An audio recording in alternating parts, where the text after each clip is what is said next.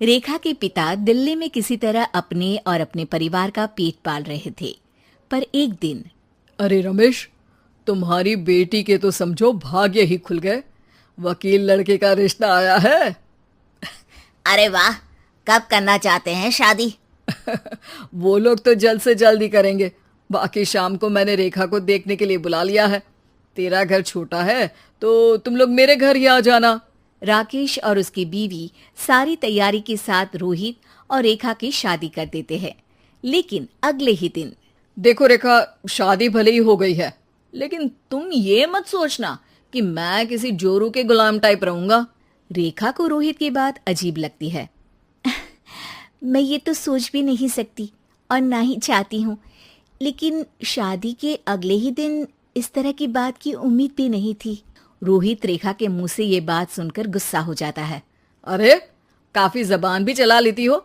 माँ ने सिखाया नहीं कि पति से कैसे बात करते हैं? रेखा अब चुप रहने में ही भलाई समझती है। रेखा, जल्दी से नाश्ता तैयार कर लो। आज पहला दिन है, सारे काम तुम्हें समझा दूंगी। ये नौकरानी है जो तुम्हें बता देगी कि कैसे कैसे क्या करना है। फिर इसकी कल से छुट्टी है। रेखा भी ससुराल में जी जान लगाकर काम करने लगती है। खाली समय मिलता तो पति के वकालत की किताब उठाकर पढ़ने लगती। ये क्या, जब देखो तब पढ़ती रहती है।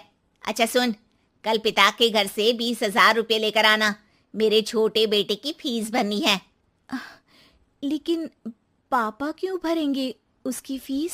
अरे वाह जी वाह, पापा क्यों भरेंगे? तो ये बता, हम क्यों रखेंगे तुझे यहाँ? क्यों खाना देंगे फ्री में? अरे, क्योंकि मैं बहू हूँ इस घर की।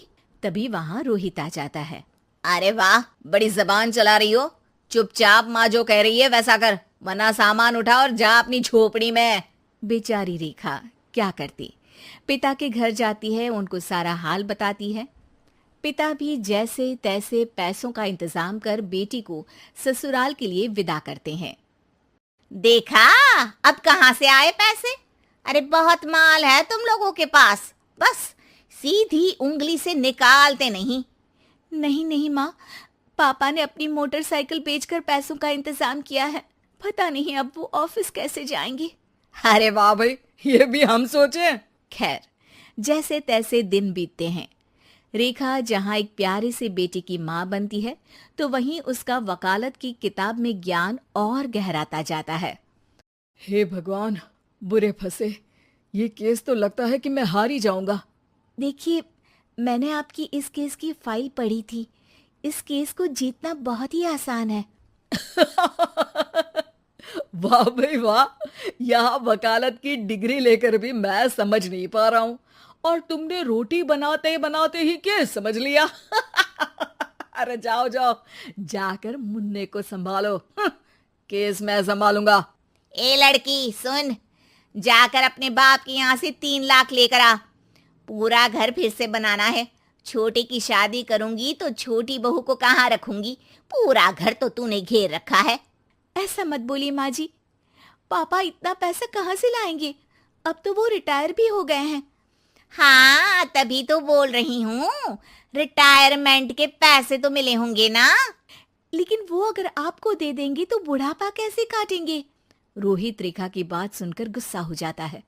ए सुन, चल अपना सामान उठा, अपना बच्चा उठा और निकल यहाँ से।